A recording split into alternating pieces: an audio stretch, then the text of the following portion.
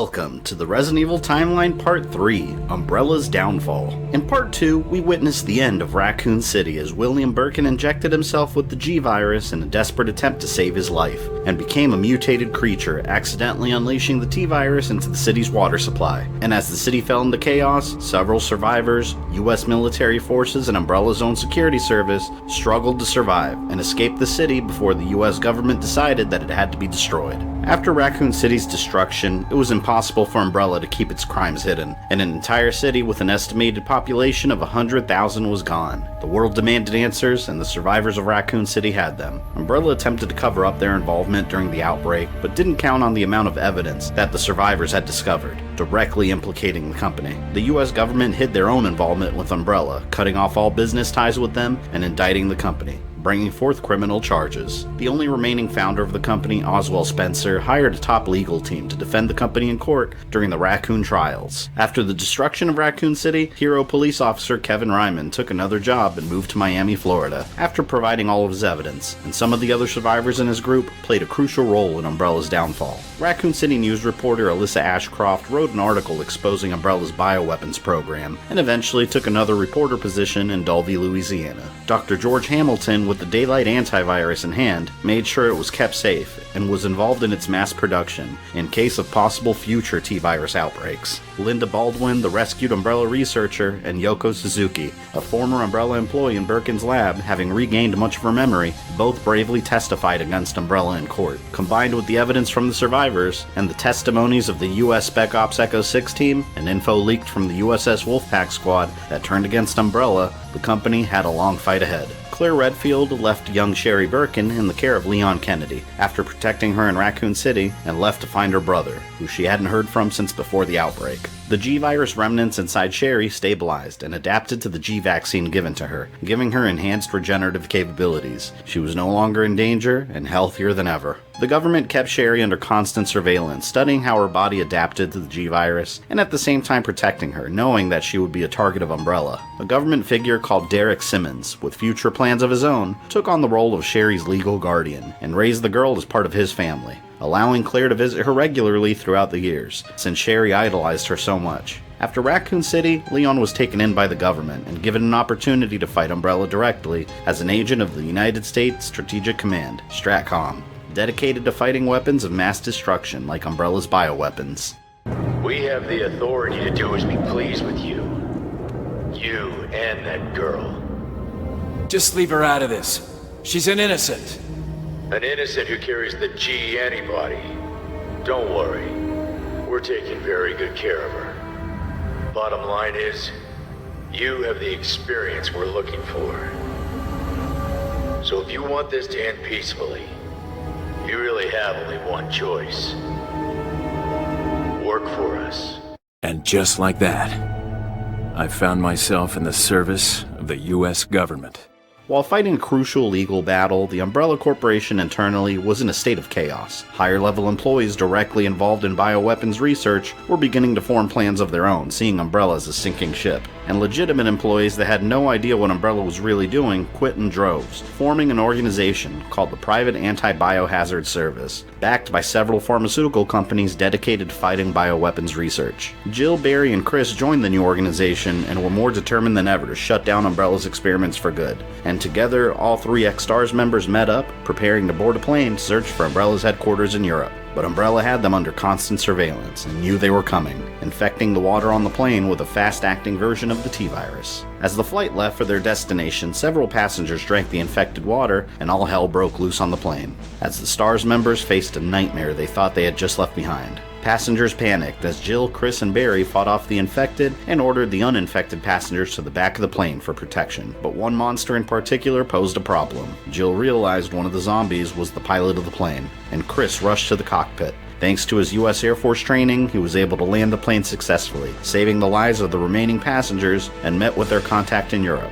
Umbrella's assassination attempt had failed, and the STARS members followed several false leads to Umbrella's headquarters and encountered isolated outbreak events, orchestrated by Umbrella to distract them. But eventually they did find the headquarters hidden in a historical monument in Germany called Quet Castle. Inside the structure they found a pair of scientists, twin brothers called Cain and Abe. Cain knew the end of Umbrella was coming and unleashed the T-virus inside, infecting the workers, and infected himself, mutating into a tyrant-like monster. His brother Abe tried to calm his brother down as he rampaged through the lab, attempting to kill the X-Stars members as they fought back with everything they had. Abe, knowing there was no chance to bring his brother back, activated the self-destruct sequence and escaped, leaving everyone to die, as Cain continued to mutate into a more powerful form. Seeing his opportunity to destroy the beast, Barry threw a grenade towards it and ended the threat, and escaped seconds before the lab exploded, successfully destroying Umbrella's headquarters. But the team knew that the mission was too easy. Umbrella had abandoned their main headquarters and spread much of their research and bioweapons among its remaining worldwide labs. Around the same time back in the States, in the small town of Saguaro Wells, residents found themselves under attack by human-like bat creatures, terrorizing its citizens. An Umbrella scientist secretly working from a lab hidden within a mountain was experimenting with a mixture of the G-virus and bat DNA after kidnapping victims. He had been using his creations to take revenge on a world that wouldn't fund his unethical research, and built a sonar device to keep the creatures under his control. While continuing his government training, Leon saw the reports of what was happening in the town and instantly recognized Umbrella's work. Fearing another major outbreak, the government sent him in to investigate and shut down the threat. The report said that the monsters mostly came out at night, and the town citizens made sure to stay in their homes when the sun went down. But Leon used the opportunity to lure them out successfully, using himself as bait. Leon bravely fought against them single-handedly, but the sheer number of bats was staggering, and he was completely covered, losing consciousness. But Leon soon awakened, and found himself being taken away by the monsters, and he cut himself free, discovering the cave they were coming from, and he realized that had to be the entrance to an Umbrella lab. An army of bats spreading the G-virus was too dangerous, and Leon knew he had to go in single-handedly before it was too late.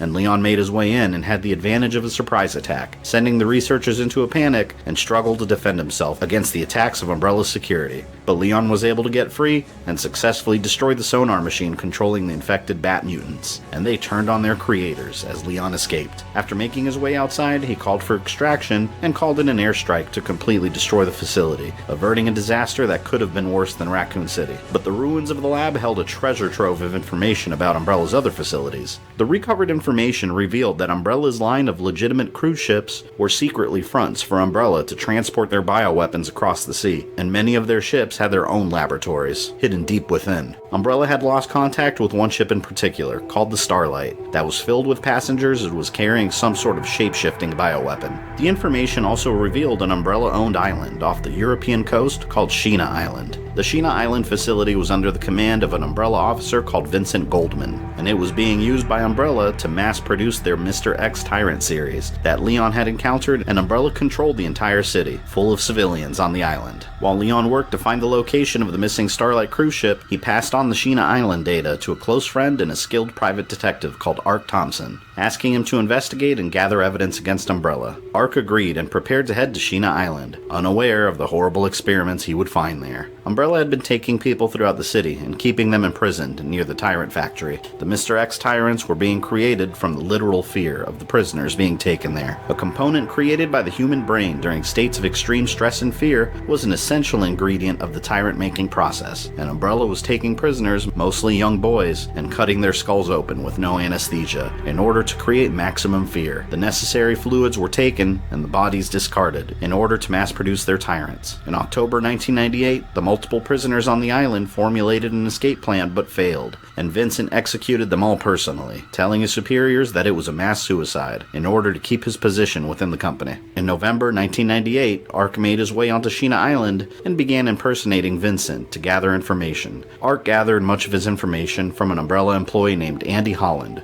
who was critical of the company's harsh methods and hired to supervise the city sewer. But a young boy called Lot Klein, not knowing what was really going on the island, told the real Vincent that somebody was impersonating him. What? A spy? Thank you.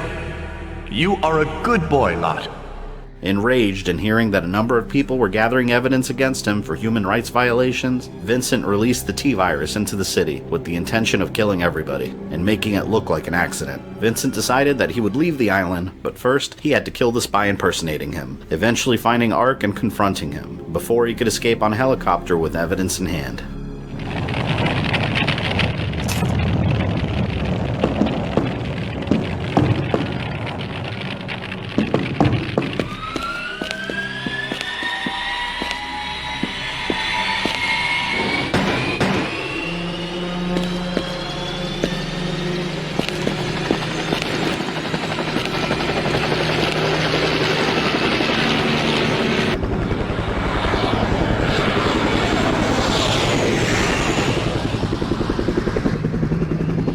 You're not going to get away.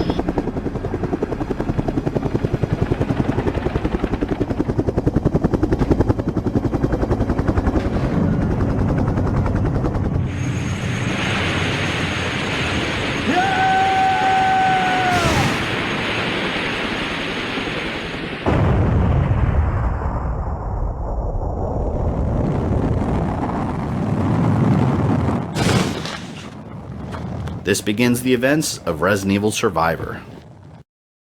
Resident Evil Survivor.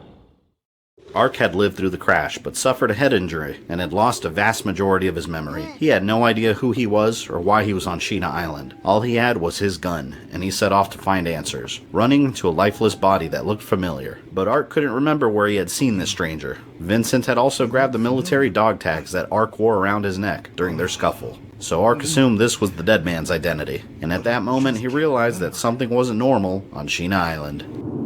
Ark Thompson, huh?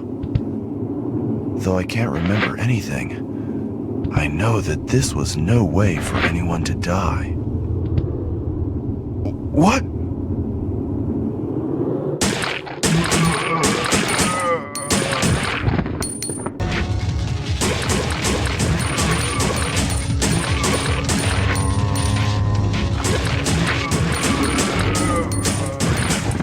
Ark made his way through the city, desperately searching for anybody else. Vincent ensured that the T-virus spread quickly, and most of the population was already infected. And Umbrella, facing the fallout from the Raccoon City event, was determined to wipe out any evidence of this new outbreak. The outside world could not find out what happened on Sheena Island, and Umbrella deployed squads of Undertaker units, led by a human commander, in order to dispose of any survivors. Undertakers were meant to be disposable humanoid bioweapons, cleaners meant to wipe out witnesses that attacked in vast numbers.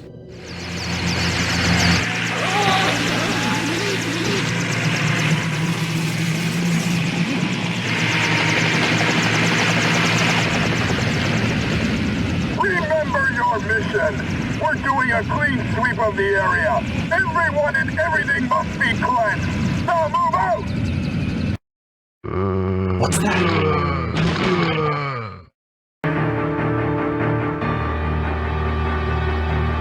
What?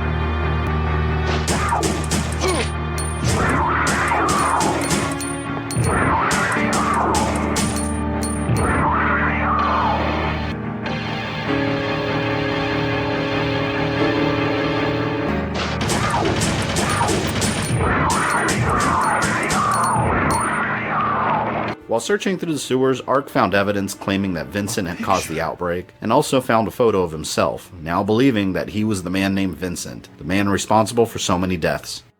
No, this is me. I am Vincent. It was all my fault. Who are you? Wait. Please don't kill me. I didn't know anything about you then. Stop! A terrified Lot ran from Ark, since he was the one who told Vincent about the spy on the island, and Ark chased him, concerned that such a young boy was by himself in this chaos. While following Lot's trail, Ark passed Umbrella's prison, which held the remains of the young men that Umbrella had kidnapped, now infected by the T-virus. The company had been kidnapping boys from all over the world, men as young as 16 and as old as 20, brutally torturing them to produce their tyrants. One of the most evil atrocities committed by Umbrella. Ark's memories were beginning to return to him as he made it closer to Umbrella's main building on the island, in quick flashes of images. Vincent's office, his meetings with Andy, the sewer supervisor, and when he made it to Vincent's office, more flashbacks of his encounter before the helicopter crash. Before Vincent spread the T-virus, he also unleashed Umbrella's monsters, allowing them to roam free.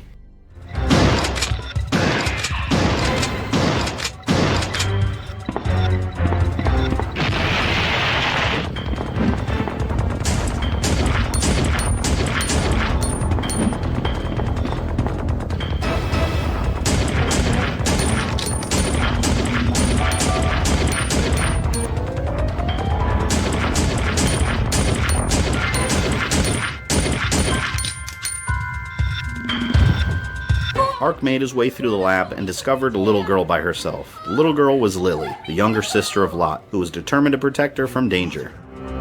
Leave her alone! Lily, run, go! Lot!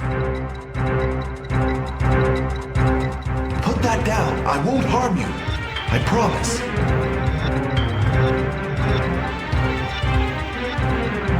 Liar. You'll kill me if I drop it. I'm not stupid. Now stay back. Don't come any closer. I know you think that I'm a murderer, but you're wrong. I would never do anything like that.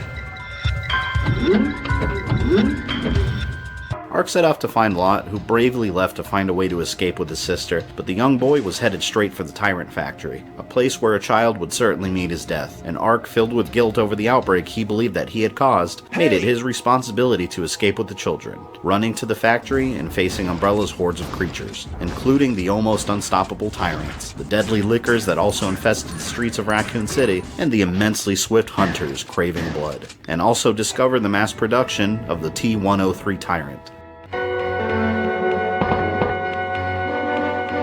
They are creating these monsters on this island.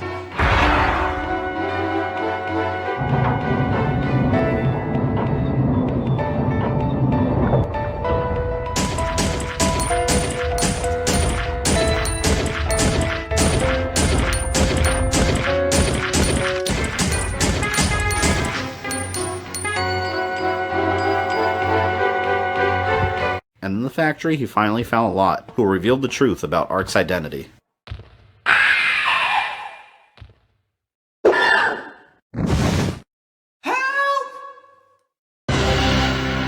Lot!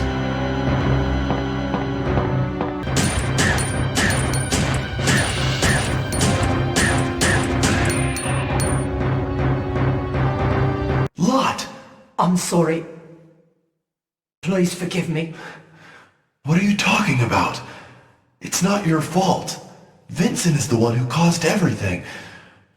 Well, I mean, You? What do you mean? You're the detective. Your name is Ark Thompson. What? Really? I'm not Vincent? Then why did you run away from me? Because I'm the one that told Vincent about you. Ark's memories had fully returned with Lot's revelations, and they had to leave immediately. The facility's self-destruct sequence had been activated by the commander of the Undertaker forces sent in by Umbrella. If they found the underground railway, they could escape the explosion, but the Undertaker commander had found Ark, and they met one of Umbrella's most powerful Sheena Island experiments. Who? I can't believe you're not dead yet. You're human. You must be the leader of the cleaner unit sent by Umbrella to destroy the evidence of this biohazard. Whatever. I don't have time for your pathetic games. I have already sent the self-destruction system. This island will be gone in a matter of minutes. Adios, Ark.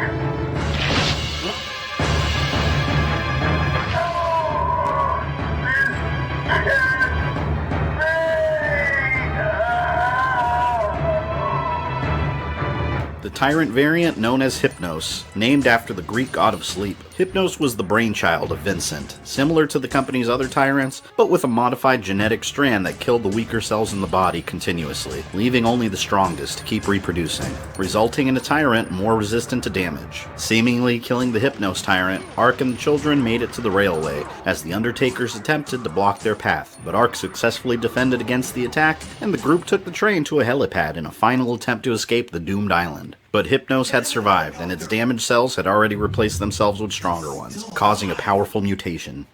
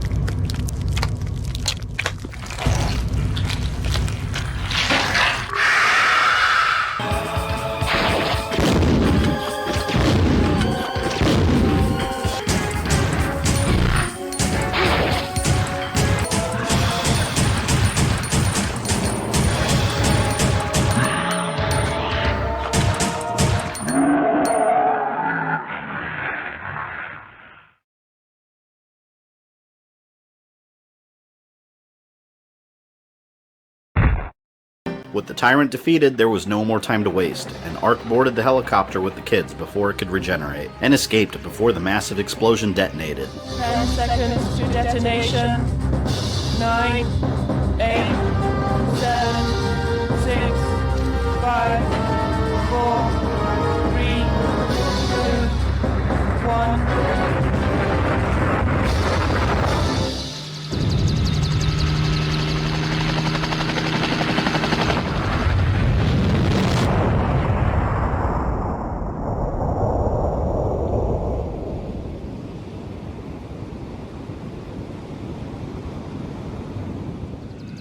We're safe.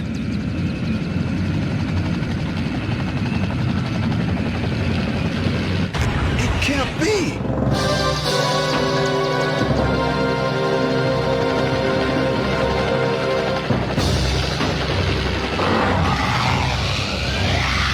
Get down!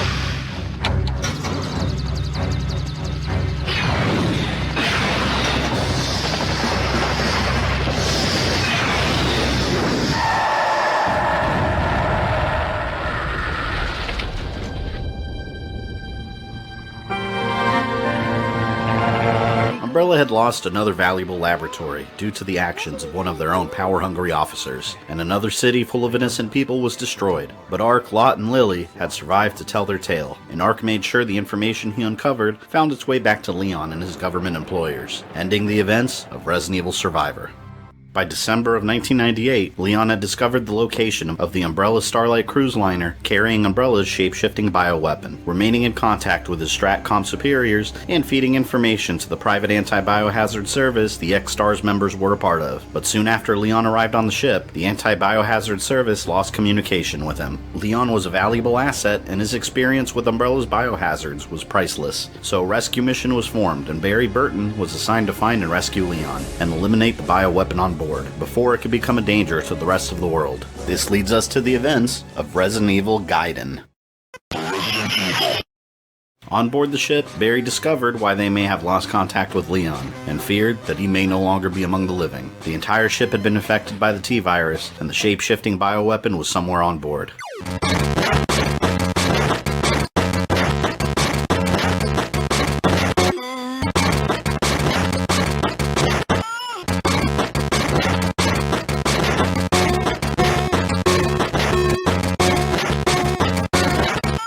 Fighting off the now undead passengers, Barry found a security room and realized that there was a survivor on board. A young girl called Lucia had come into contact with Leon and went off to find the bioweapon that had turned the passengers into monsters. But Leon had been gone for a while, and the bioweapon had found her, banging on the door of the room she was hiding in, and Barry rushed to rescue the girl before the creature could get to her, coming face to face with the weapon he had been searching for.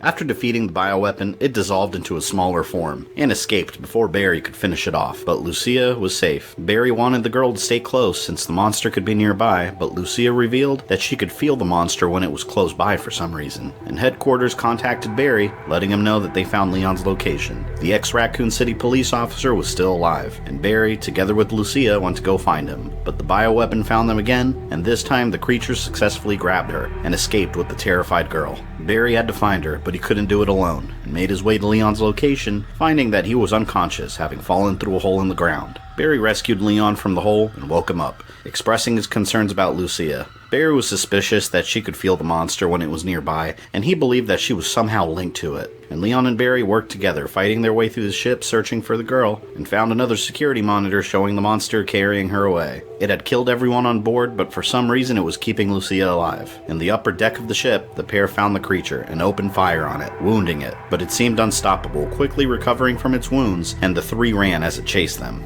And an explosion rocked the ship, causing a fire that started spreading. If the fire reached the engine room, the entire ship would explode with them on board. They had to get off the ship as soon as possible, and Barry called called in for extraction, but the storm raging outside made a helicopter rescue impossible until the weather cleared, and headquarters also uncovered more information about the bioweapon. The creature was similar to a parasite, shape-shifting after entering a host, and essentially becoming the host, causing its blood to turn green, a key element in identifying it. Tensions were rising with the knowledge that the bioweapon could be impersonating any of them, and Barry turned his gun on Leon, forcing him to hand over Lucia to him for protection. Barry believed that Leon may actually be the creature, and took Lucia with him to an Umbrella submarine that arrived to rescue them. Leon believed Barry had lost his mind and attempted to get to Lucia, but Umbrella security appeared and opened fire on Leon as he took cover and fired back. A second explosion rattled the ship as Barry escaped with the girl. He had secretly made a deal with Umbrella to deliver Lucia to them, in exchange for escape from the ship, but in reality Barry had manipulated Umbrella so he can hijack the submarine and escape with her. Knowing that there was something important about the girl, Leon rushed to the engine room to try and salvage what he could to keep the ship from exploding with him on board, and he encountered the bioweapon, attacking the engines. Back on the submarine, the Umbrella captain revealed that Umbrella wanted the parasite inside the girl. She had been infected by it, and Umbrella knew it would mature and eat its way through her body. And Barry forced the captain at gunpoint to order the onboard surgeons to operate on Lucia to remove the parasite, and it was successfully removed, but even without being inside a host, it was still a massive danger, breaking out of its container and infecting the captain and the Umbrella forces on the submarine with the T-virus. While the parasite was running rampant on the sub, Barry realized that Leon wasn't the bioweapon, and turned the ship around to rescue him. Barry and Lucia rushed to the engine room where he thought Leon could be, and found him alive. Lucia felt something was wrong with Leon, and sure enough, it was the bioweapon impersonating him. The ship was sinking faster and faster, but Barry found the real Leon and furious that he was left behind. But the group had to put their differences aside and escape the ship immediately. And on the upper decks, the creature reappeared once again, taking Lucia into the sea below. But Barry heroically jumped in and snatched her from its hands, taking her back onto the ship. But Leon and Barry found two Lucias standing in front of them, and knew the bioweapon was impersonating her. But the actual Lucia cut her hand, showing that her blood was red, and with its plans ruined, the monster angrily attacked.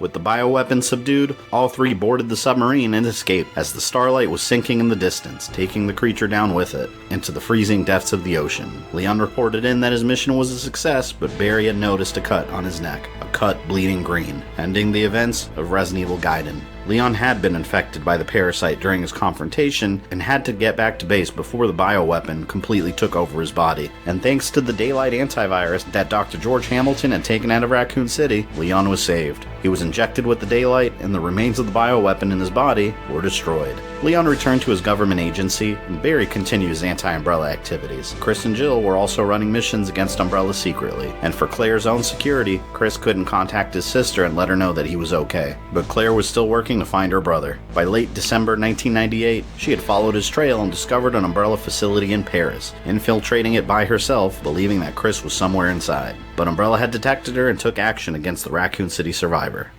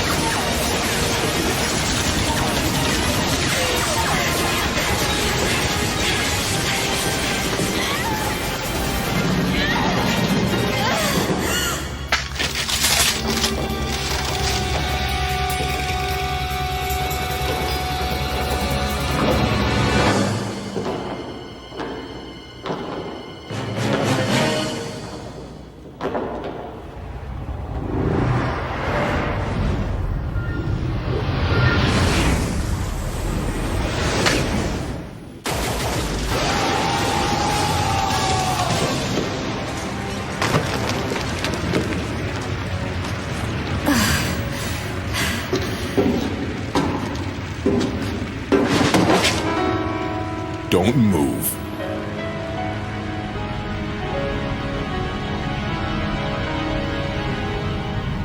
Claire found herself a prisoner of Umbrella and was taken to their Rockfort Island facility, where Umbrella trained its military forces, an island that was commanded by Alfred Ashford, grandson of Edward Ashford, one of Umbrella's original founders. And Alfred was also the son of Alexander Ashford, who mysteriously vanished, and presumed dead by Umbrella. But Claire wouldn't be a prisoner for long. Albert Wesker had been following Umbrella's slow and chaotic downfall and took advantage of their current weakness. In his high-ranking position in the organization, he had been placed in command of their private military force, the HCF, or Hive Host Capture Force, and Wesker ordered the men under his command to attack Rockfort Island in an effort to find Alfred's sister Alexia Ashford, and a sample of an alternate T-virus strain called the T. Veronica virus. And with this attack, the secrets of the Ashford family and their work within Umbrella would be revealed. After Edward Ashford's death, Alexander Ashford continued working with Umbrella and used the DNA from the embalmed body of the Ashford family matriarch Veronica to create two twins, Alfred and Alexia.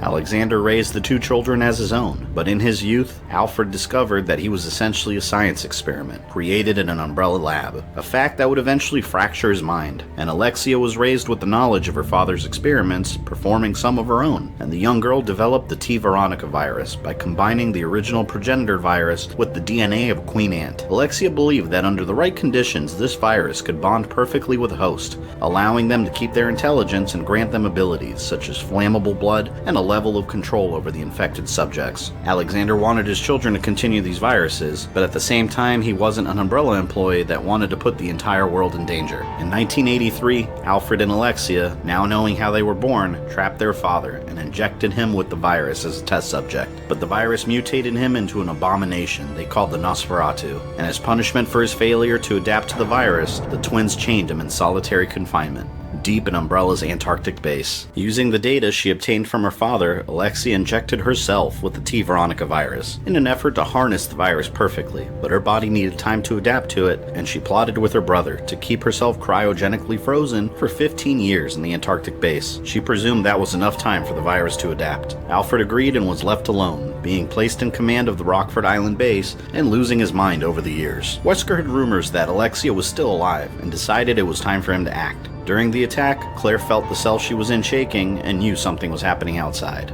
beginning the events of Resident Evil, Code Veronica X. Resident Evil. The prison guard that captured Claire and was assigned to watch her knew the island had been taken over. He had been wounded, and all of his forces were decimated, so he let Claire go to survive on her own. It was pointless keeping her locked up. Go on. Get out of here. This place is finished. I don't know, it might have been a special forces team. But in any case, this prison's been taken over. Troops have been wiped out. What are you saying? You're free to leave the complex. But you may as well know you have no chance of getting off this island. And what about you? What are you going to do? Don't worry about me. And outside the prison, Claire surfaced to the same nightmare she had left behind in Raccoon City. Wesker's attack on Rockfort Island caused the T-virus to leak, infecting the prisoners and the Umbrella forces living there. Claire had no idea how to escape the island, but she wouldn't be alone, running into another prisoner looking for a way out.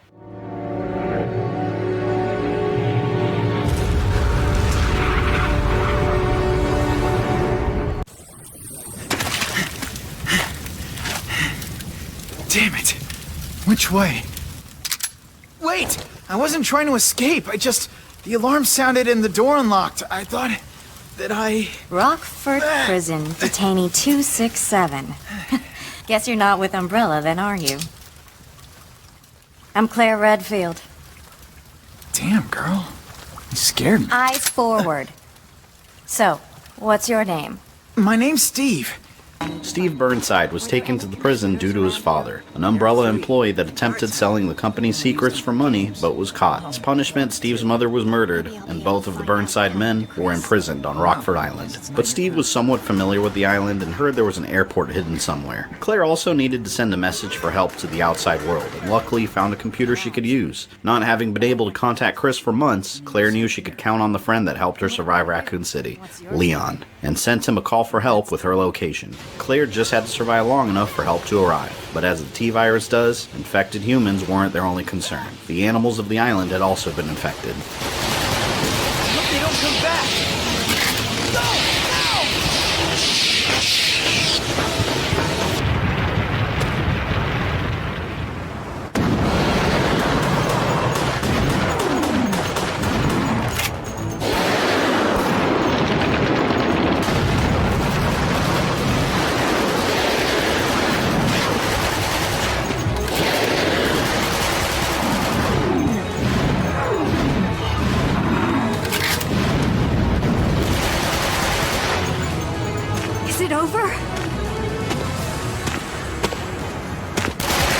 Yeah.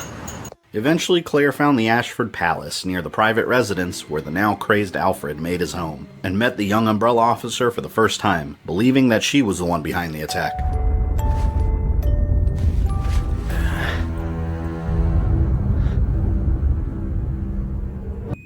Look out!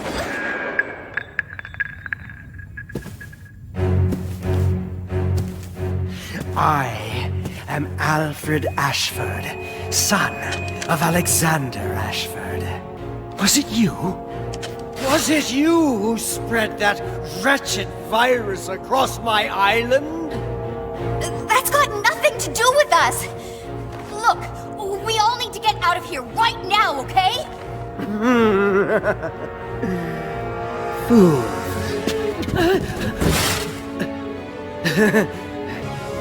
Ready? Let the game begin!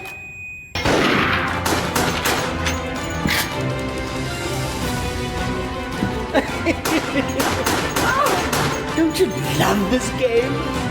What's the matter, my little rat? Aren't you having fun?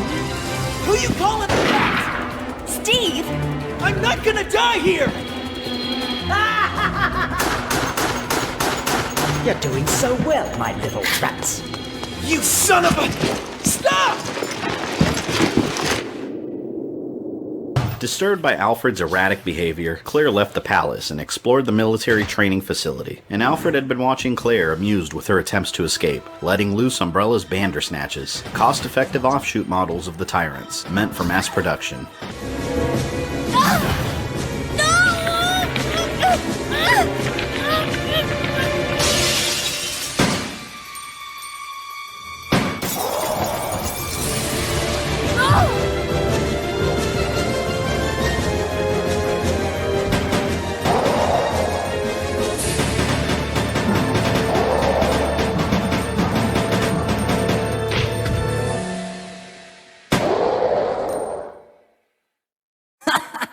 Oh yeah, that felt good! Don't worry, Claire. Your knight in shining armor is here. You wish. But thanks for the help. After rescuing Claire, Steve would find himself having to protect her again when they fell through a rotting floor, and tragically, he would discover the fate of his father. Steve, behind you!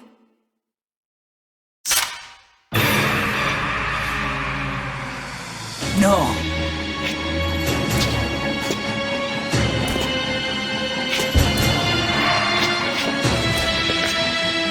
What's wrong, Steve? Shoot him! Wait! I can't! No!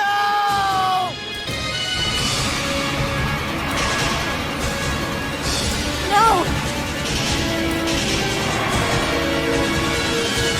Ah!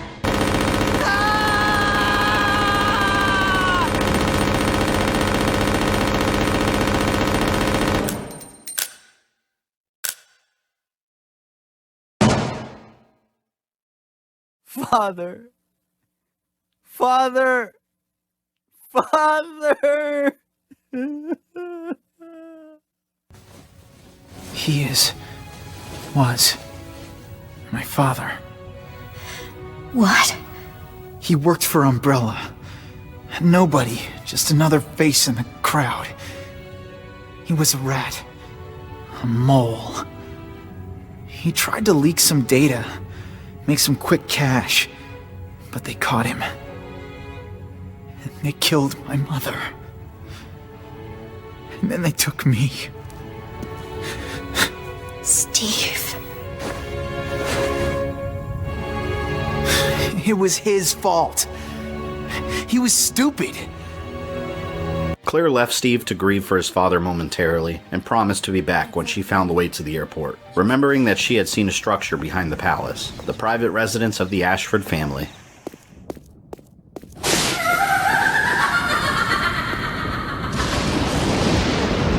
The private residence itself was in a state of disrepair, a place where only a lunatic would choose to live, decorated with hanging mannequins and bats infesting the area. And Claire discovered where Alfred was hiding, but he wasn't alone. A mysterious voice had also accompanied him. The revival of the Ashford family depends on your success, brother.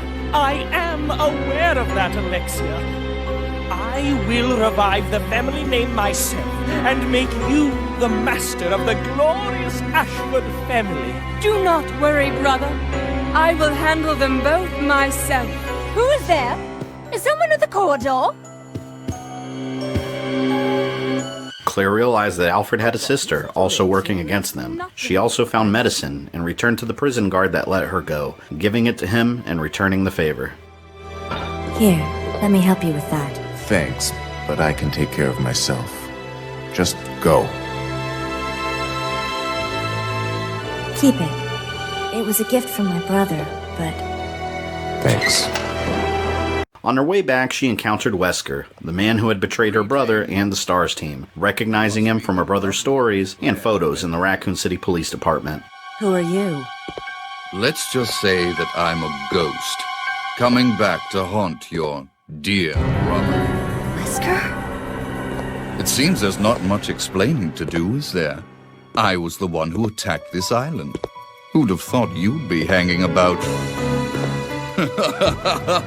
All the better for me. Now that the cat dragged in this nice surprise, your ever so caring brother will definitely show up. I must thank you for being such good bait. I don't know what went on between you two, but you have him all wrong. My brother is not the kind of person you think he is. I despise Chris. What are you gonna do to him?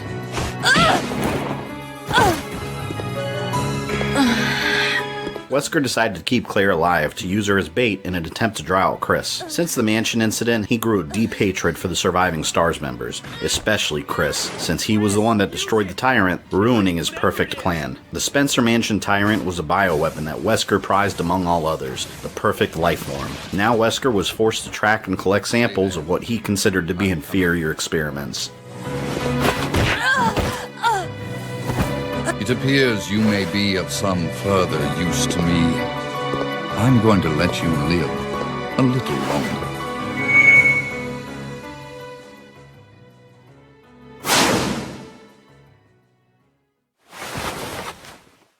Returning to the Ashford residence, Claire and Steve finally confronted Alexia, but something was off about her. There was no Alexia on Rockfort Island. You and your psycho brother make me sick! I'll make you wish you'd never said that. No one disrespects my dear brother.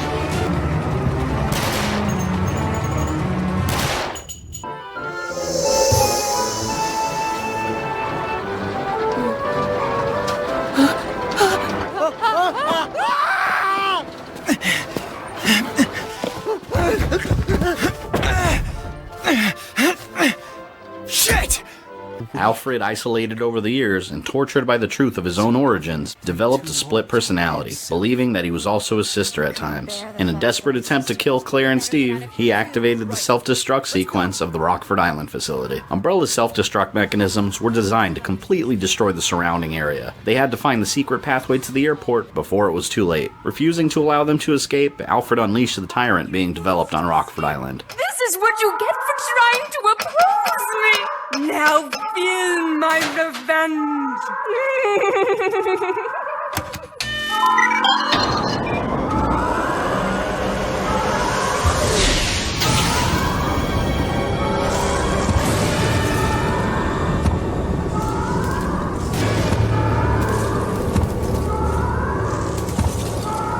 The T-078 Tyrant variant was specially developed to help train Umbrella Special Forces, a modified version of the Mr. X Tyrant, armed with claws shaped into a battering ram and no external weakness, able to withstand intense damage.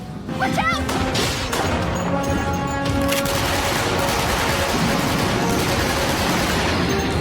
I didn't think we could actually defeat it. Don't let your guard down just yet.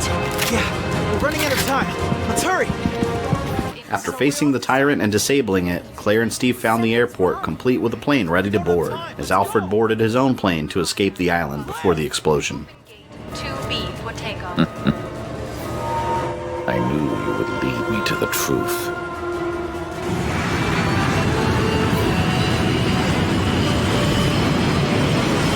Okay, now we get the hell off this damn island.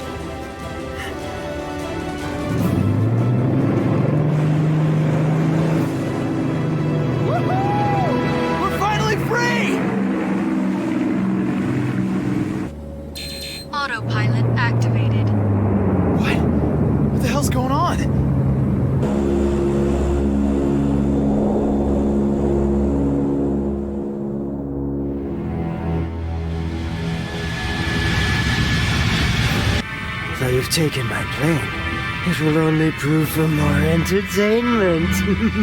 But the escape wouldn't go so smoothly for Claire and Steve. The Tyrant had reawakened and made it to their plane as it took off, forcing them to mount a desperate defense.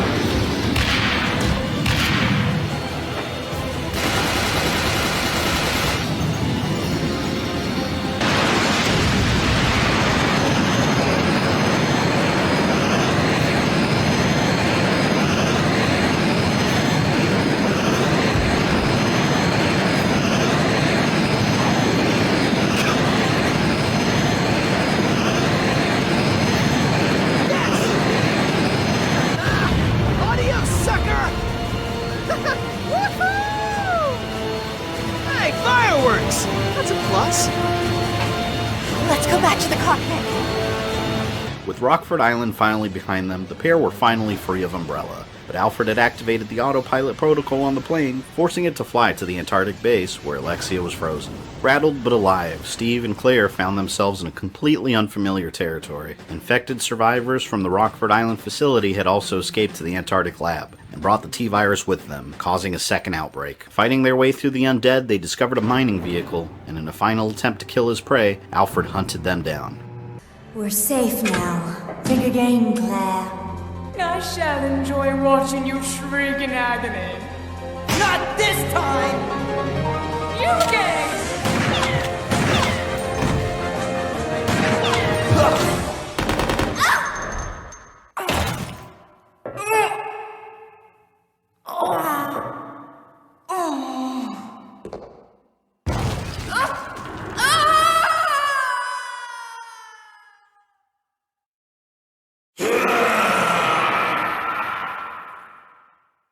What was that?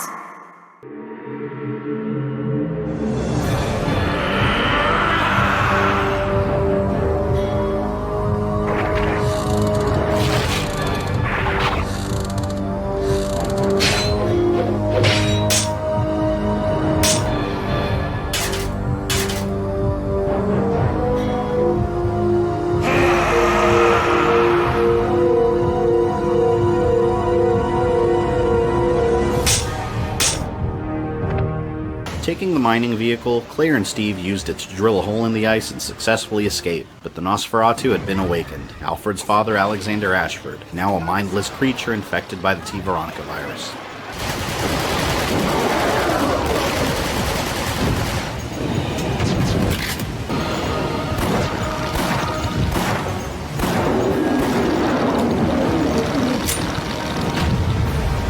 The fuel tank!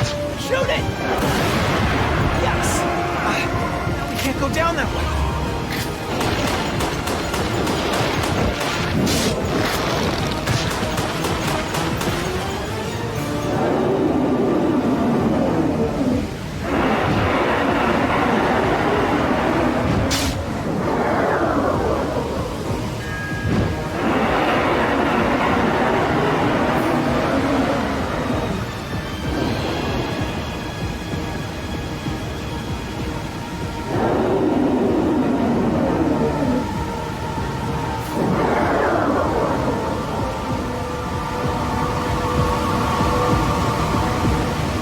The injured but dying Alfred used the last of his strength to awaken Alexia. 15 years had passed, enough time for the virus to bond with her properly.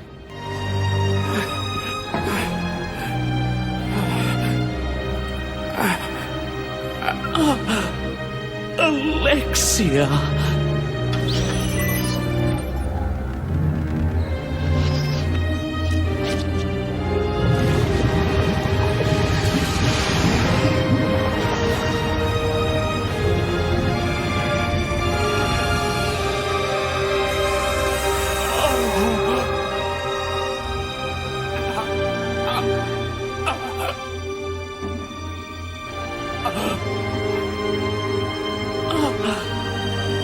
Alexia, you're finally awake.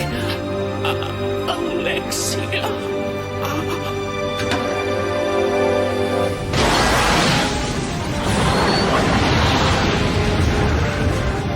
Alexia held her dying brother through his final breaths as she telepathically controlled the tentacles of a nearby plant, destroying the vehicle Claire and Steve were on, and taking them for her own purposes.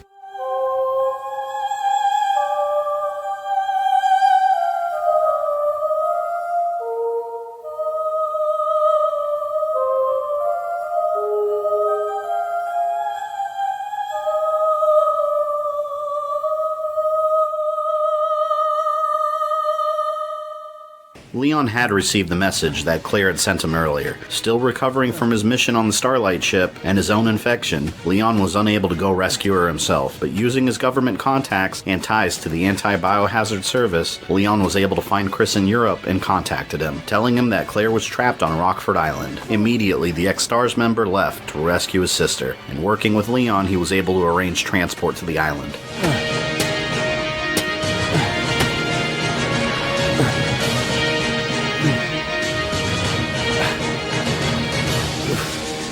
Don't worry, Claire. I'm coming to save you. Immediately upon arriving, Chris knew the virus was unleashed. He'd had enough experience with Umbrella's bioweapons to recognize the signs, and he found the injured prison guard Claire had helped, and the giant worm that Steve and Claire fought earlier, still alive. Have you seen anyone named Claire Redfield?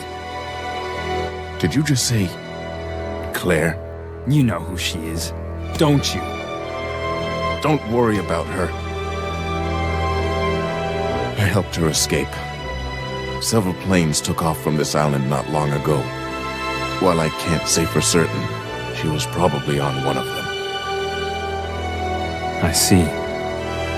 I guess my sister owes you. Thanks for helping me.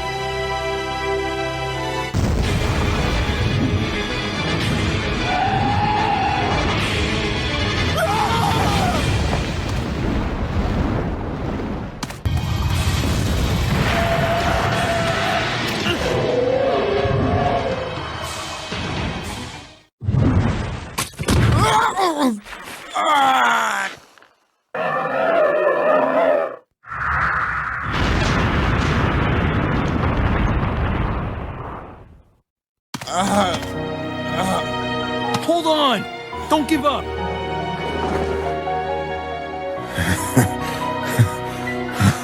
Looks like I can meet my family again. Here. Take this. What?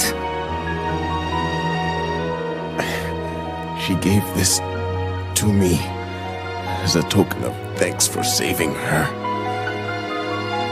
I won't need it anymore.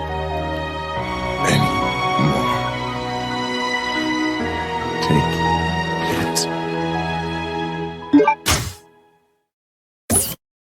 Chris investigated the military facility, but the self-destruct explosion had destroyed much of it, leaving it in ruins. But he wasn't the only one left on the island. Unknown to him, his past would soon come back to haunt him. Long time no see, Chris. Wesker? Is still alive? Wait, you attacked the island! And my sister!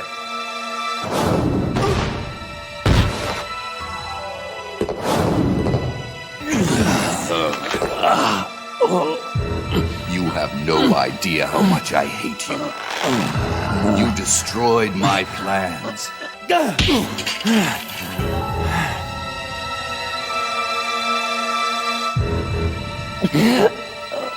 Here's a little secret, Chris. I figured out that your sister is now in the Antarctic with Alexia. It's too bad you won't be seeing her again.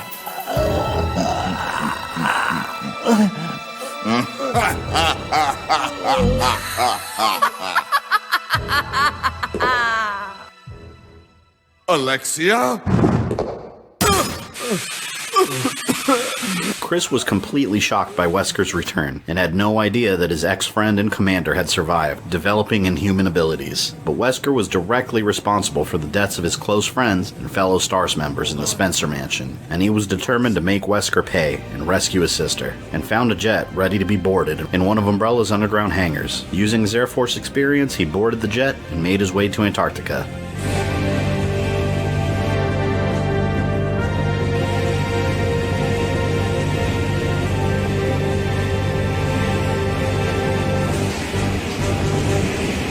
Inside this mysterious base, he also found a bizarre replica of the Spencer Mansion, a layout he was more than familiar with, and found Claire being held captive, finally freeing her, and brother and sister reunited.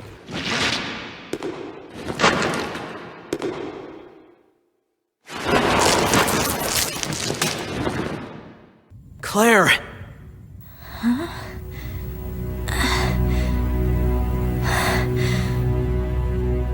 Chris? Chris!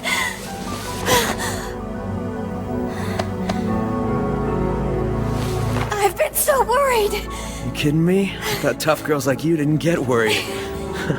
What happened? How did you get here? Leon contacted me. Leon? You know him? Yeah, he tracked me down right after you went missing. Look, Claire, we can talk about this later, but we gotta get out of here first. Wait, Steve, he's here somewhere. We can't leave without him.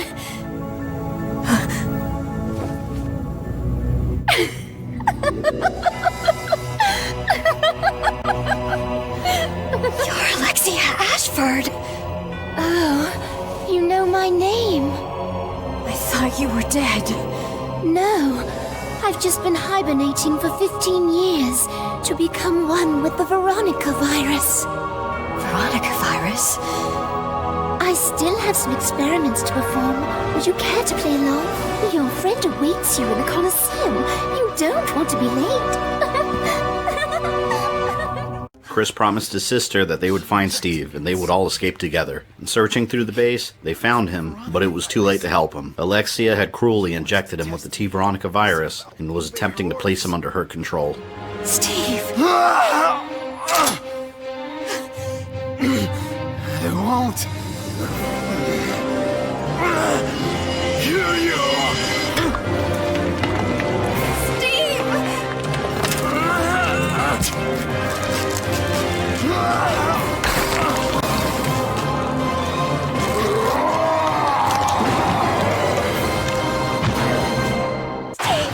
Claire!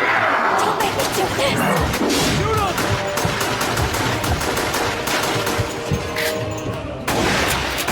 Trouble here.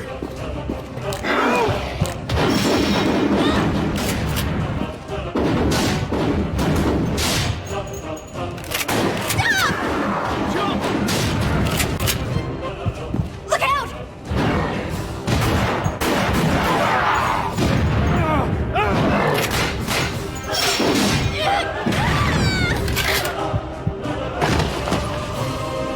Where is he?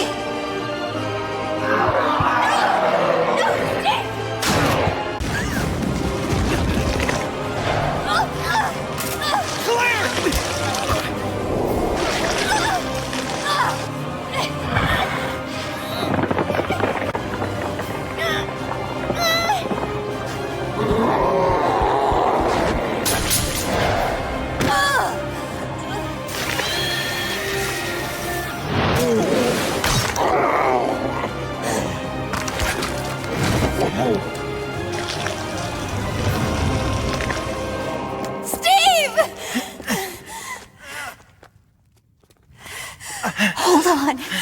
We're gonna get you out of here. No. I'm not gonna make it. You know that. The virus is in me. There's no turning back. No, you're coming with us. Claire.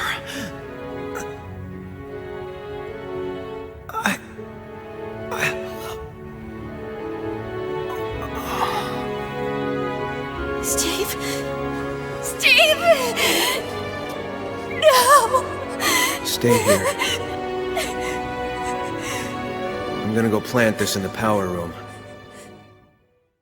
Wesker had made it to the base too, and he had watched the entire battle, waiting for Claire and Chris to leave so he can retrieve the body. Steve's body would be useful for extracting samples of the T. Veronica virus. Claire went to search for a way to escape, and Chris set off to find a way to destroy the base, but met Alexia face to face, and Wesker attempting to take her.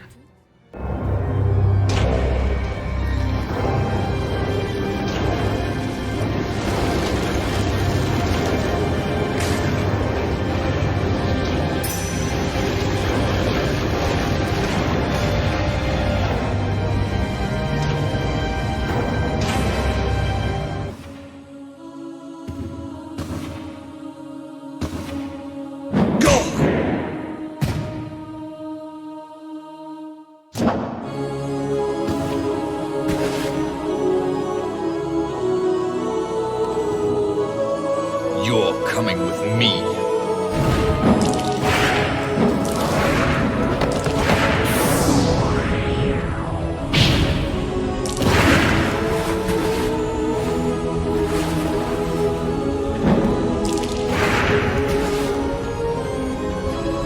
Chris! Wesker.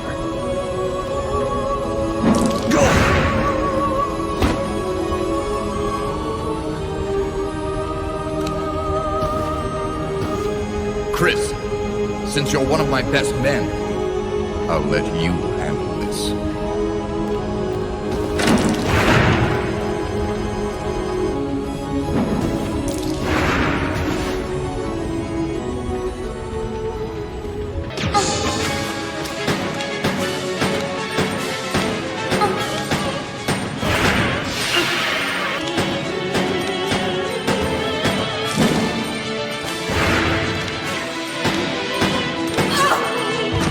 Although Alexia was down, the perfected T. Veronica strain in her body would revive her easily, and Chris rushed to activate the self-destruct system, knowing it would destroy her along with the T. Veronica virus, and confronted Alexia in her ultimate form. This facility will detonate in 5 minutes. All doors are now unlocked. You made it! Of course. Come on, let's get out of here.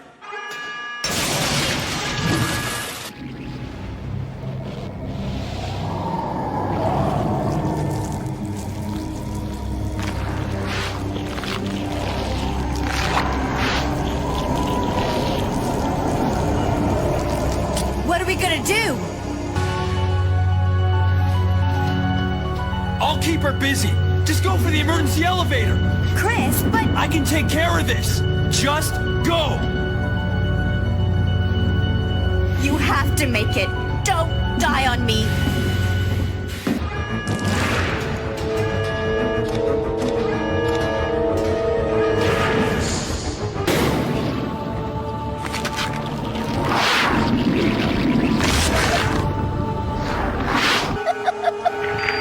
If you are seeing this message, that can only mean that Code Veronica has reached a critical stage.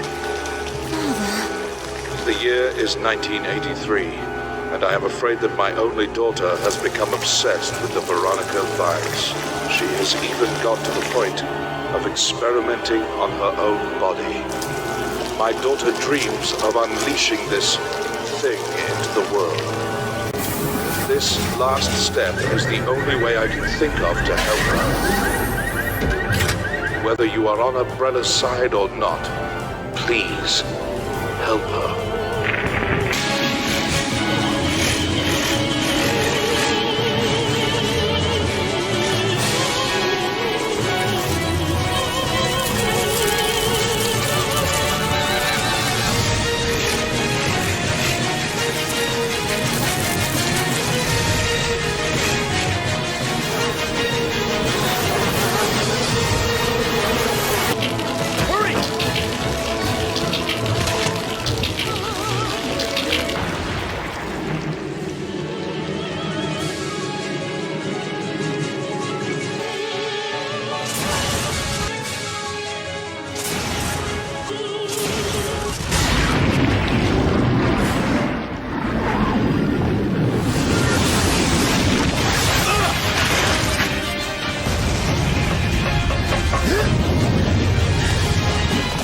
Alexia's father, Alexander Ashford, had indirectly saved the world, creating the weapon that destroyed his daughter. With Alexia finally destroyed, Chris and Claire rushed back to the jet to escape, but Wesker was waiting to exact his revenge on Chris.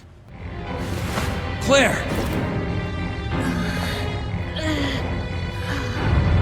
Today's a good day. I came for Alexia, but killing you is even better. Sorry to disappoint you, but Alexia is gone. That's no longer a concern to me. I have Steve to work with. What? Steve.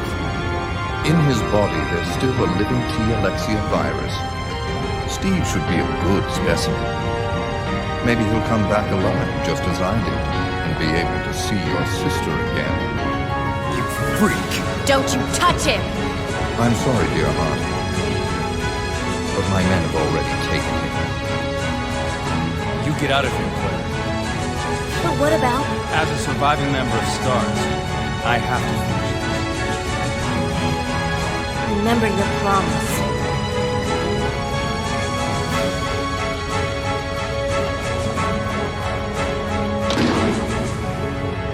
I'll end this once and for all. Say hello to my comrades who you've killed.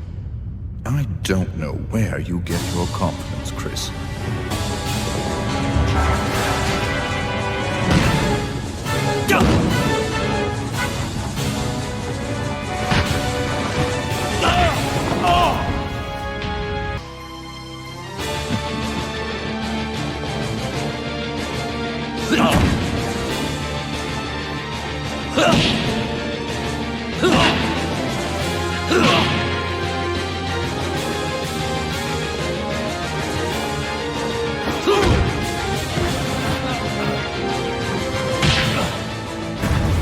Sure, I'm not human anymore.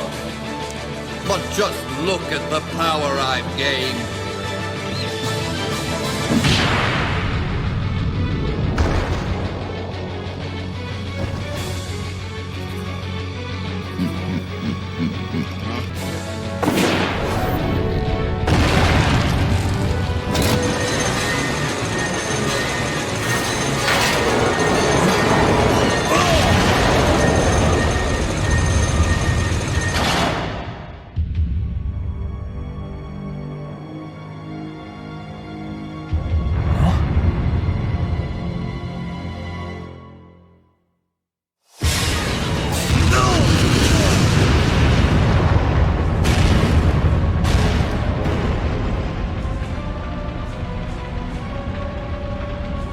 Today's your lucky day. Next time we meet, don't count on another. Next time.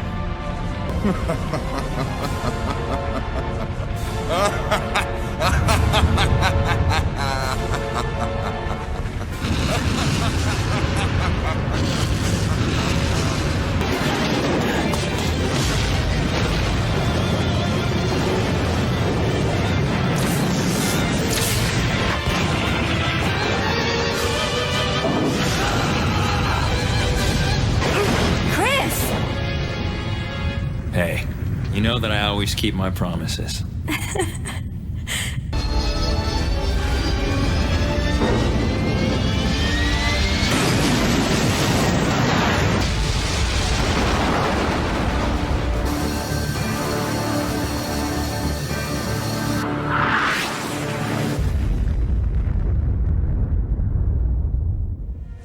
The Antarctic base was annihilated, ending the events of Resident Evil Code Veronica X. Chris continued his work against Umbrella alongside Jill and Barry, obsessed with tracking down Wesker and ending him. Back in the States, the Raccoon trials continued as Umbrella was reeling from the losses of its labs and focusing much of their energy to fighting the legal battle. As the years passed, Leon continued his work with the government, and in 2002, he was sent to South America to track down the whereabouts of Javier Hidalgo, the leader of a drug cartel called the Sacred Snakes. Javier had been in contact with Wesker, a former Umbrella researcher had supplied Javier with the T-virus in an attempt to save his wife from an aggressive form of cancer, but the virus had disastrous results, turning her into a monstrous amphibian creature that still recognized her husband and daughter, refusing to attack them. But Javier's daughter, Manuela, had contracted the same illness that was killing her mother previously, and Javier requested Wesker's help. Wesker, seeing this as a business opportunity, supplied Javier with the T. Veronica virus, cultivated from Steve's remains, and also supplied him with bioweapons to use as an army. Javier cured Manuela with the virus, but in order to keep it from taking over her body, like it did with Alexia, she required constant organ transplants. Javier began kidnapping girls from the nearby village, murdering over 50 of them, and transplanting their organs into his daughter. Leon set out for the village near Javier's last known location, alongside another government soldier named Jack Krauser. As soon as they arrived in the village, they realized it was too quiet. No sounds of villagers going about their daily lives, nothing. Beginning the events of Resident Evil, Operation Javier. But as soon as they found one of the residents, Leon instantly recognized signs of infection. You okay? What happened here? Krauser, wait! Yeah, what? Something's not right with this guy. Look out!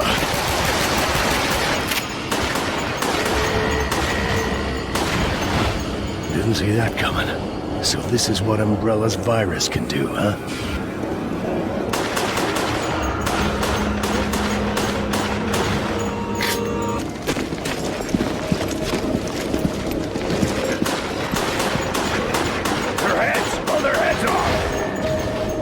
The reports of T-virus infection Leon received were now confirmed, and the entire village was wiped out due to Javier's activities. The villagers roamed the streets infected, and local wildlife had also been contaminated. But something more horrific than any other creature in the area was making the village its home. It was Manuela's mother, Hilda. Sleep, my love, as the trees above protect you from the dark. Our great river will watch you as you dream until Leon. dawn. Sleep, my love, close your eyes.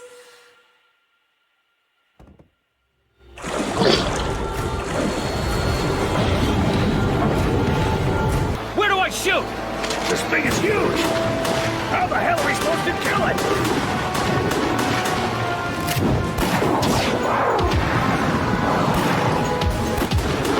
We have a better chance fighting this out in the open!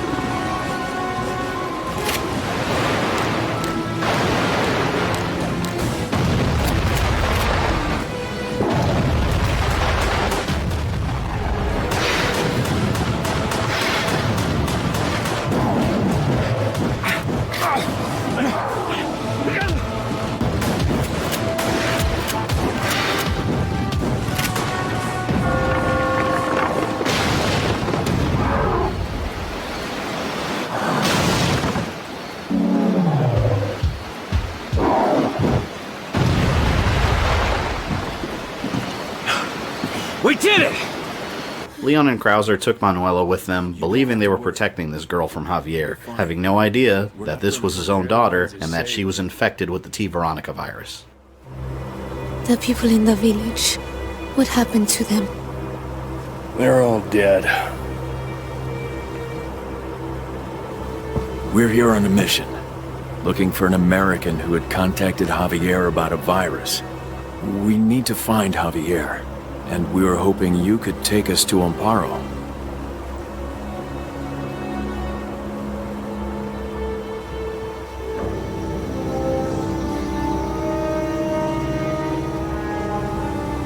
So that's Javier's. Yes. I escaped through there. The group took the boat near the dam and explored the tunnels that Manuela used to escape her father's mansion. The young girl was wrecked with guilt over the girls that her father had killed to keep her alive, and she no longer wanted any part of it. But soon enough, Leon and Krauser learned the truth behind Manuela's relation to Javier. It's not safe here. We should keep moving. Wait, I know that voice. It's Javier. Father! What? Hey! Javier has a daughter? That doesn't matter now. Let's go after her. Javier! Manuela, all of this I've done for you. You need only to follow my directions for 15 years. This will prevent the transformation. But please, my dear, you must be patient. What the? The man who gave us the Veronica virus told me it would work. The Veronica virus? These Americans cannot save you, my dear. Only I, your father, can help you now.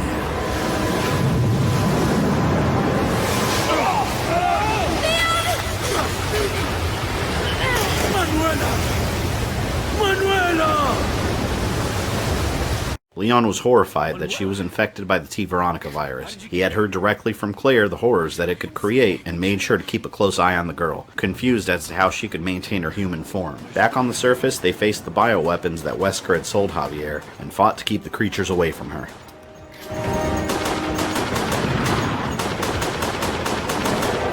Damn, this thing is ugly. Another one? Right, now there's two of them. Don't let us get too close. We can take them out one at a time. Protect me, won't you? Of course. It's getting closer. Leon and Krauser chased Javier to his mansion. He even had built a greenhouse where he kept an enormous Veronica-infected plant that can easily become a danger to the world if it released its spores. And searching deeper into the mansion, they discovered the bodies of the missing girls that Javier had been using, and Manuela began succumbing to the virus.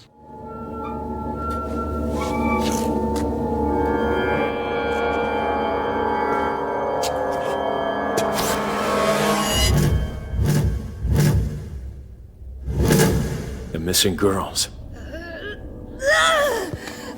Manuela! Her organs must be transplanted regularly. What are you talking about? He helps with the pain, keeping the virus at bay. But that's only for the first 15 years. If you had just let me die, none of this would have ever happened. No. I couldn't just watch you die. In nature, the predators who prey on others only grow stronger and thrive. You crazy, selfish old fool! Considering you brought my daughter back, I will grant your death's meaning.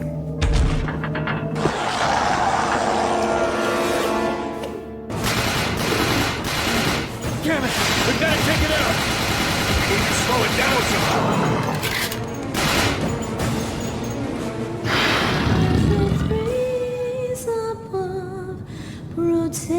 Manuela? From the dark, our great river will watch you as you dream. Manuela, get out of here!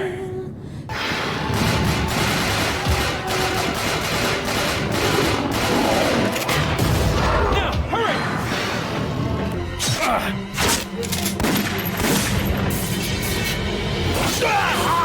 Krauser!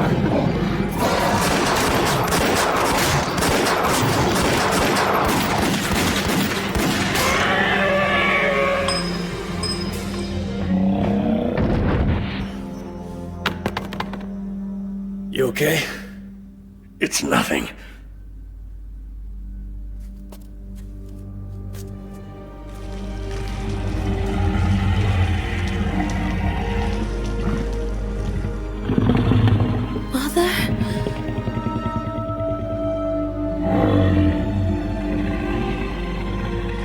Manuela's mother had finally been given peace, but Javier refused to let his daughter leave with the American agents and confronted the Veronica-infected plant, allowing it to swallow him and merge with him, creating an enormous fusion of infected plant and human. Let's go. What the?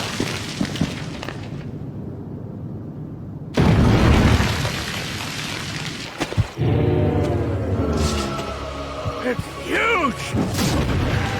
What the hell is it?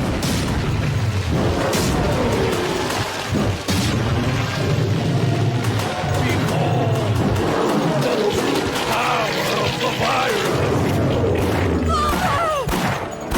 He's become one with the plant!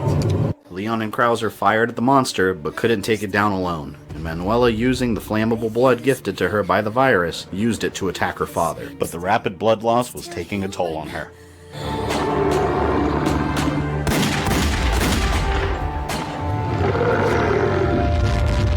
Manuela, don't!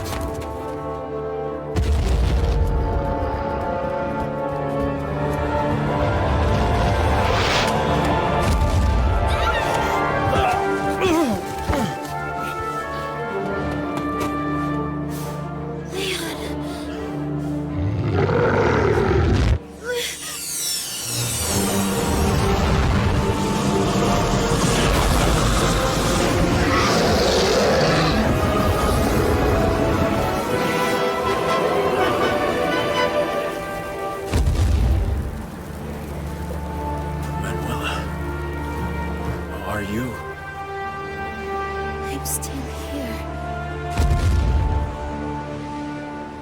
Krauser, focus! Getting closer, it's harder for him to get you! Nice plan. If he doesn't crush me.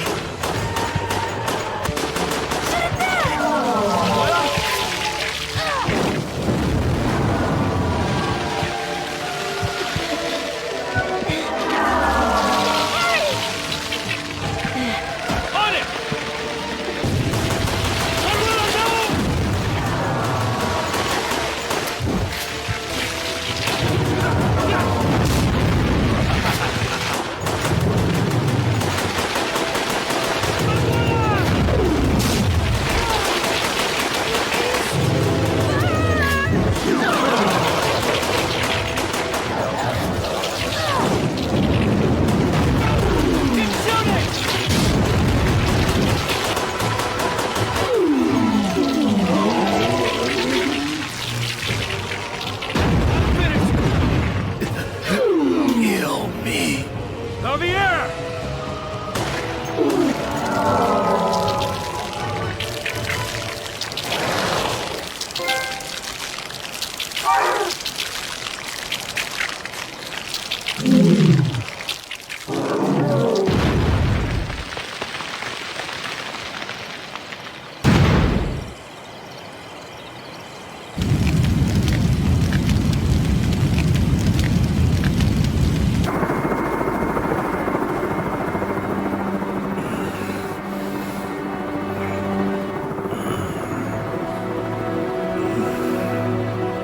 I should have died with my father.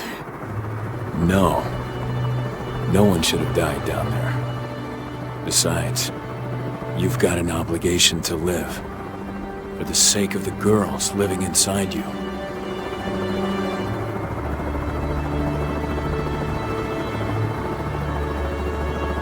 Manuela had survived, and the virus had somehow adapted to her body. She was taken into government custody and monitored closely, but eventually she was cleared and allowed to live her life as a normal young woman, ending the events of Resident Evil, Operation Javier. The arm injury that Krauser suffered during the battle had hit a nerve and never healed properly. The dedicated soldier was forced to leave the military and disappeared. But after having witnessed what the T. Veronica virus did for Manuela, he was amazed and reached out to Wesker for help, an action that would later bring him directly into conflict with his ex-partner. That same year, another ex-Umbrella employee would cause a massive headache for the company. A former employee called Morpheus Duvall wasn't trusted by his superiors for his constant display of sentiments that the company deemed a threat. In 1998, Umbrella decided to fire him, using the Spencer Mansion outbreak as an excuse, and claiming it happened due to his gross negligence. Although in reality, he had nothing to do with the outbreak and was in charge of a completely different facility at the time, located on an island in the Atlantic Ocean. Over the next 4 years, Morpheus became obsessed with revenge revenge against Umbrella, and went underground, planning to use the company to create the world that he envisioned. A world where his version of beauty and grace would replace the cold, ugly one that existed today. In gathering like-minded individuals, Morpheus created his own terrorist group and constructed a missile base under the abandoned bioweapons disposal facility that he used to run. Then Morpheus enacted his plan, attacking the same Umbrella lab that Claire had infiltrated. Since Raccoon City, it had been experimenting with the G-Virus, and created a hybrid strain called the TG virus. A fusion of the T and G viruses meant to create extra defenses for a tyrant. TG had the advantage of not destroying the human brain, and gave its host electrical abilities. Morpheus knew that Umbrella used its cruise liner business to secretly transport bioweapons, and hijacked one of their luxury cruisers, the Spencer Rain, so he can use it as a transport to his Atlantic base. Intending to hold the world at ransom, he demanded $5 billion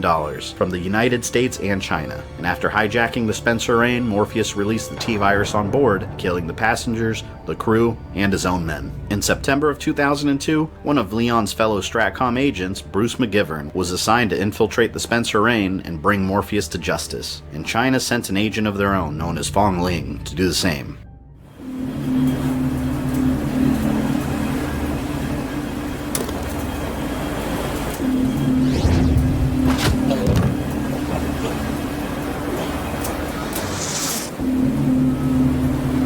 That cheap cologne you're wearing is going to your head. What do you plan to do with the T-Virus? I'm afraid that's all the playtime we have for today. You die. Now.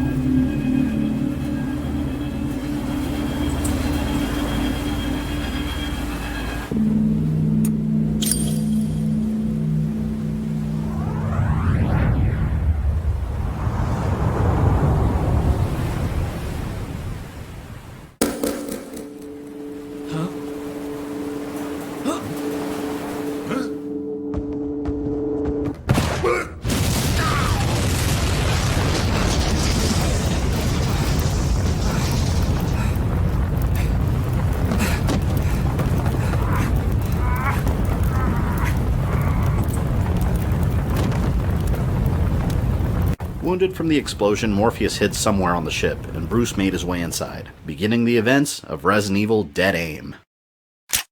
And he discovered what Morpheus did, finding the once human passengers, now fully infected with the T-Virus, and beyond all reasoning.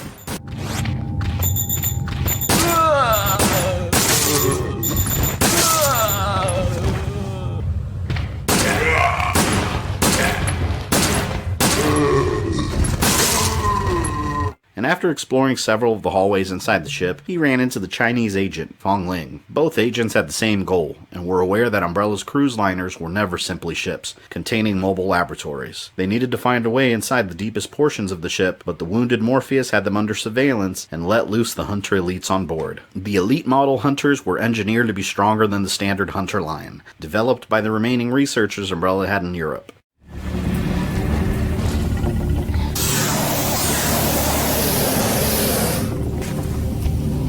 Party guests seem to arrive. Hurry up, Wally!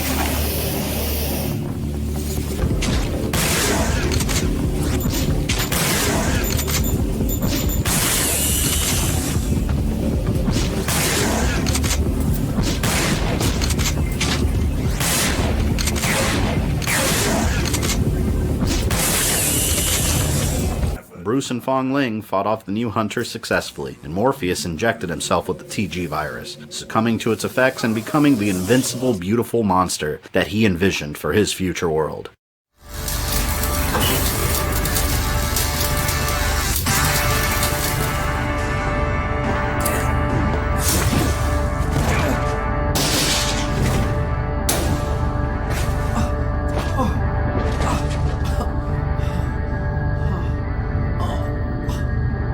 Scared little rats with an ugly, useless gun. Morpheus?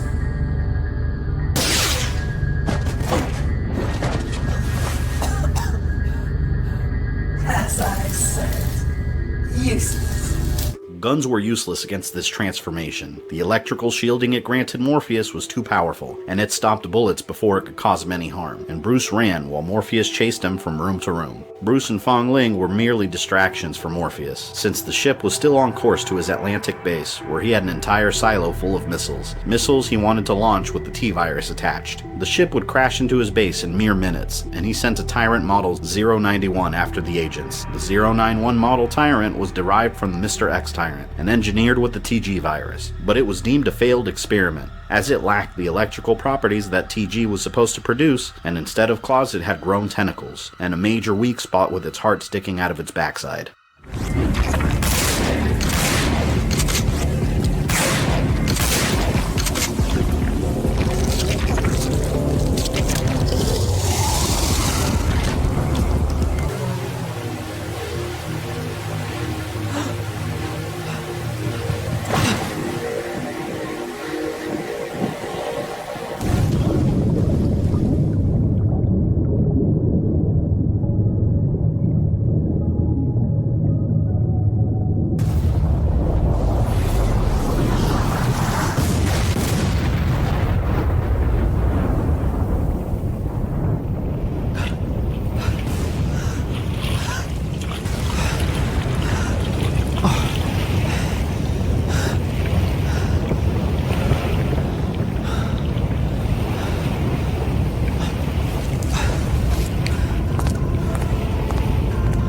Bruce and Fong Ling were separated after the ship crashed and found themselves in separate parts of the base. The entire planet was at stake, and they had to find Morpheus before he could arm the missiles and launch them. But the base wasn't only filled with T-Virus infected workers. Since it was originally an Umbrella Bioweapons disposal facility, it also contained Umbrella's failed experiments. Powerful monsters that had no military application and were beyond any form of control. One of them was known as Pluto, named after the Roman god of the underworld. Originally a condemned criminal in human form, but instead of being executed, he was subjected to horrific viral experiments. A metal rod was hammered into his frontal lobe to keep his pain senses at bay, and his eyes were removed to see how his other senses would react. Eventually the creature gained an incredible mass and was given steroids to become stronger and faster, while his hearing improved to superhuman levels. 41 days after the Pluto experiment began, it escaped and managed to kill 5 guards, and wandered the base lost until Bruce encountered it.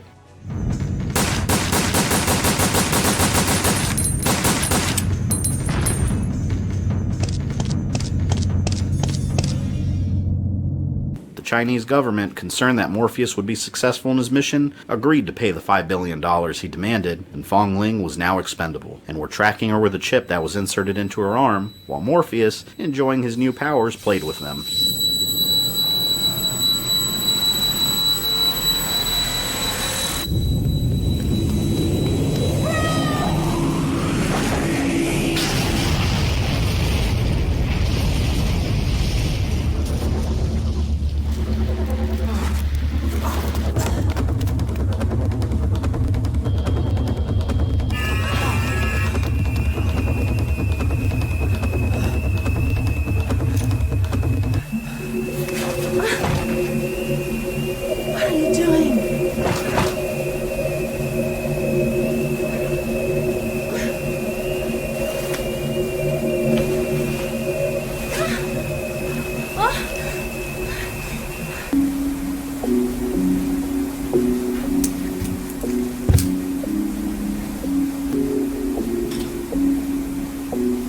Government seems to care an awful lot about where you are. What are you going to do? I'll continue my mission. Morpheus will live up to his end of the deal, even if we pay. But the people of China are still in danger. The missiles are below this room. We don't have much time. Let's go.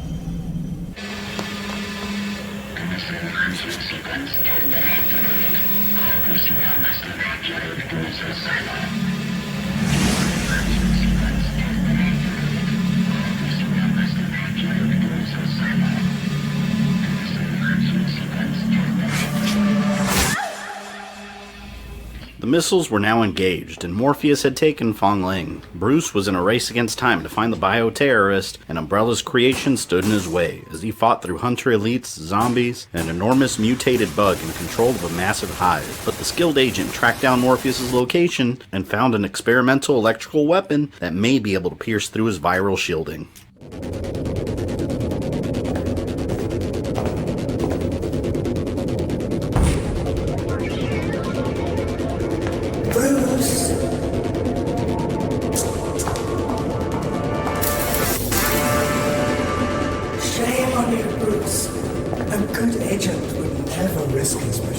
To save a woman. That's going to be a very costly mistake.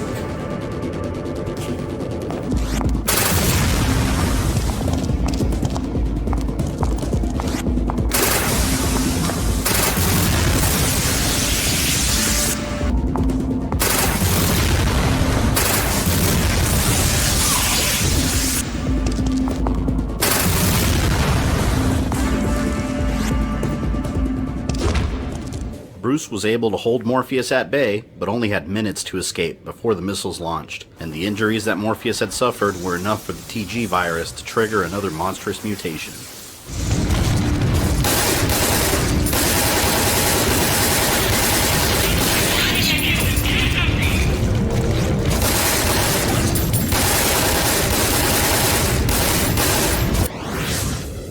Sorry, but my dance card is full.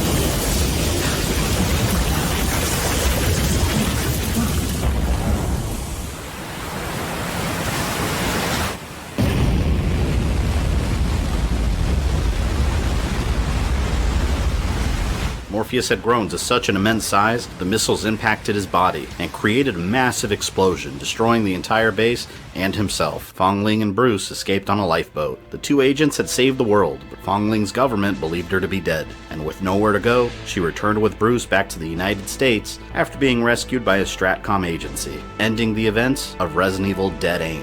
By the year 2003, Umbrella was at its absolute weakest, trying to cover up its involvement in bioweapon incidents, fighting a legal battle, and constantly attempting to delay hearings, and struggling with the loss of multiple important labs and experiments had drained much of its finances, and they moved most of their data and remaining bioweapons to Umbrella's final stronghold located in Russia, a stronghold commanded by Sergei Vladimir, the highest-ranking Umbrella executive remaining and Spencer's most loyal officer. Standing guard at the Russia stronghold, Vladimir made sure development on Umbrella's most important and powerful weapon finished, the Talos project he had been protecting for years, having rescued it from both the Spencer Mansion lab and the Raccoon City lab later. The Talos was a marriage of viral infection and technology. Using a Tyrant as a base, Umbrella added a chip implanted into the brain to guarantee control, and artificially improved its cardiovascular system, giving it incredible mobility for its size. And a special metallic alloy armor was grafted onto its body to protect it from attack and restrain any unexpected T-virus mutations. The perfect bioweapon, meant to be mass-produced and sold to unstable regions. The private anti-biohazard service had been hearing rumors of this new bioweapon and Umbrella's stronghold for some time, and finally discovered its location, sending in a battalion of troops led by Chris Redfield and Jill Valentine. While Wesker himself was tracking their movements, it was time to end Umbrella. 2 airborne objects are approaching at high speeds toward the facility from the northeast. Did you think it would be that easy? I'll enjoy this challenge.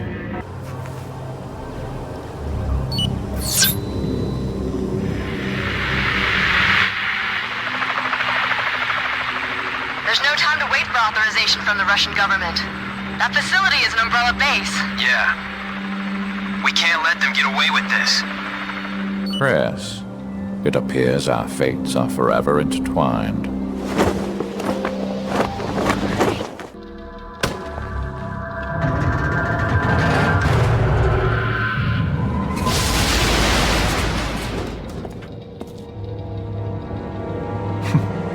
He's like a little black cockroach.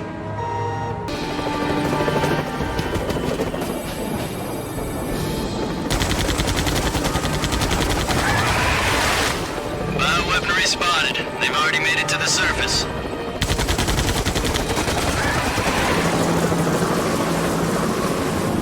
Everybody prepare for landing. Stay on guard. We can't afford any mistakes.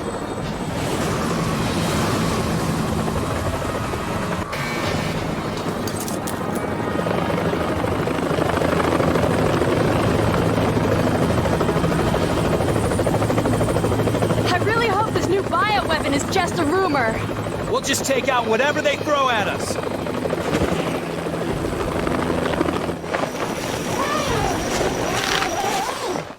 As soon as they landed, Chris and Jill worked side by side to infiltrate the facility while their fellow soldiers recon the area, and they found the typical signs of Umbrella's actions: bioweapons and T-virus infected workers. Sergei was making his final stand for Umbrella, and decided to destroy the base, unleashing the virus as a means of defense while he could escape. As long as the main computer core, known as UMF-013, was salvaged, Sergei could escape and recreate Umbrella from the ashes. The UMF-013 core contained all of Umbrella's archives and data on every experiment it had ever been involved with. It was essentially the very essence of Umbrella on one disk, and it also contained the Red Queen AI Umbrella depended on to keep its facilities monitored. Chris and Jill fought their way into the deeper parts of the complex and found no secret lab, but the two of them had enough experience with Umbrella to know the company regularly used false floors and hidden passageways to hide their worst experiments.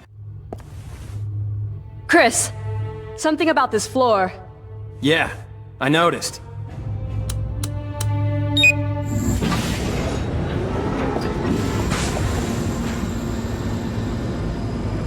Abandon hope. The nightmare ends here and now.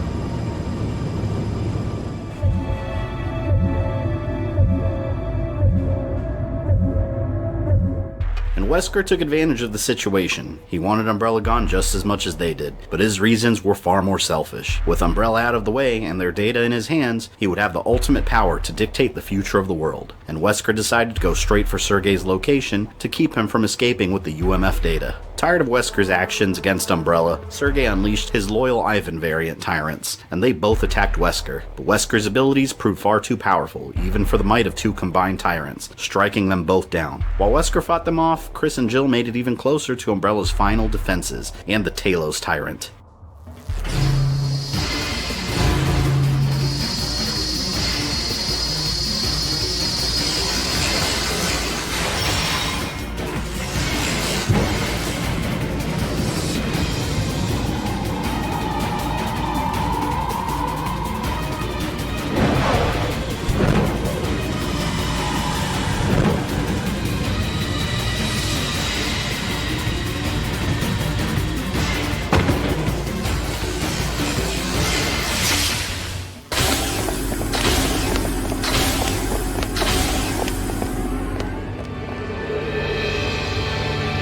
Where are we? It's probably where they test BOWs. Another Umbrella psycho. The latest in Umbrella's product line.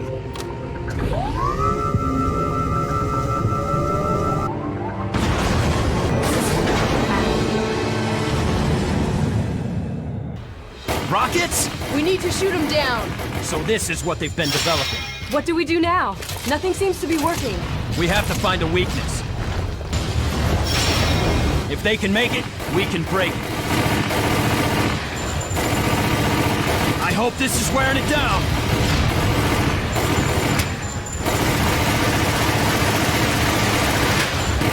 It's just a matter of time.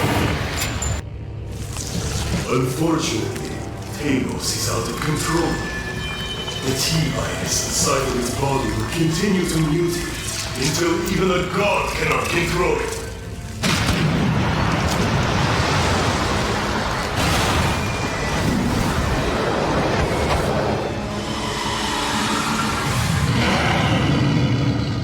Chris, aim for that tear in the shoulder and chest. Concentrate fire! Right, look, there. Yeah, I see it. That must be its weak spot. Even the great Achilles had his heel.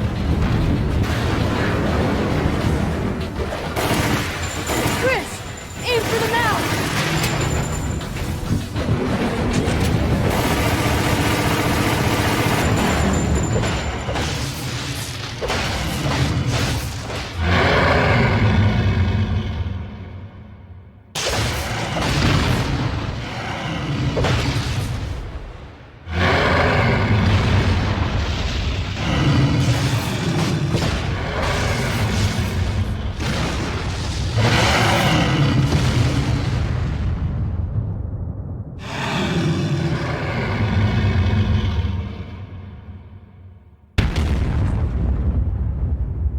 Talos, Umbrella's final bioweapon, had failed and was completely destroyed, and the final stronghold of the Umbrella Corporation had fallen. The anti-biohazard service troops scoured the facility and burned all the infected remains found within. But the fight was still not over. Chris and Jill knew that Wesker was still out there somewhere, plotting. Without their knowledge, he was still deep within the facility tracking down Sergei, who was still alive, with access to Umbrella's archive. And Umbrella's true final battle was about to begin, as Sergei revealed that he had volunteered for Tyrant experiments himself.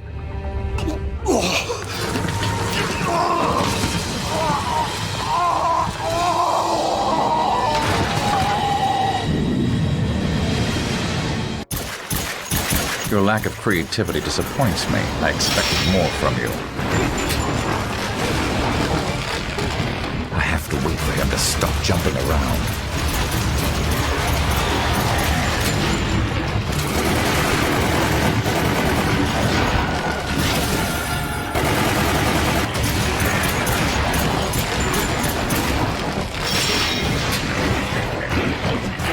I found your weakness, Sergei. Enjoy your pain.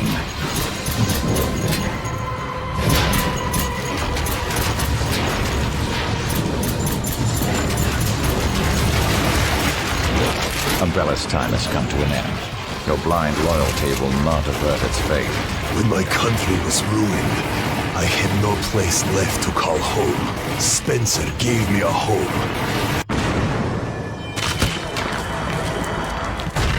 No, we are not done yet!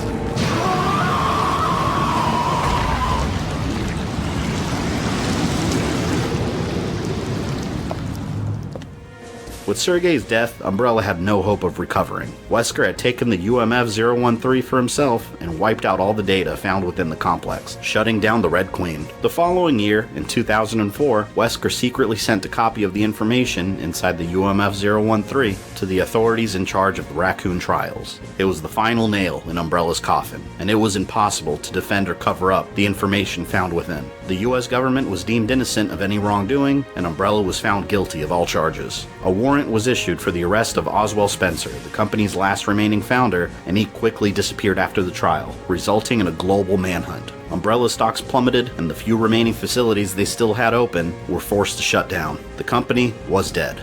With Umbrella gone, Wesker began studying all of the data he recovered and began plotting the future of his new world. My dear Spencer, how the mighty have fallen. Your umbrella has folded, and now you are a fugitive in the same world you once sought to control. Welcome to the Umbrella Archives. Please select the desired service from the menu. We shall meet again before the conclusion of this drama. Then, you will learn of the history I will write for this world.